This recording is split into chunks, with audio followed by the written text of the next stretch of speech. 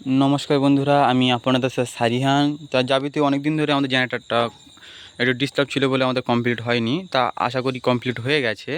তা অনেক ফার্মার বন্ধুরা বলছিল যে দাদা জেনারেটরটা স্টার্ট দিয়ে, যেহেতু এটা ছোটোখাটো ভিডিও, যে অনেক বলছিল যে দাদা একটু ভিডিওটা যদি জেনারেটরটা স্টার্ট দিয়ে যদি একটু ভোল্টটা দেখান, কত ভোল্টেজ বা কিছু দেখালে।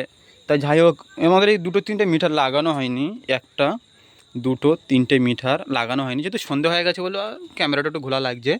যাই হোক, তা এটা লাগানো হয়নি, আশা করি লাগানো হয়ে যাবে। এটা হচ্ছে সেলফ সুইচ, তেলের ট্যাঙ্ক। এটা আমাদের বড় ট্যাঙ্ক দেয়নি, আমাদের এর থেকে একটা তোমার 100 লিটারের তেলের ট্যাঙ্ক বসাবে বলে এটা এমনি এখন সাপোর্ট দিয়ে রেখে দিয়েছে, আর এমনি ট্যাঙ্ক করেনি।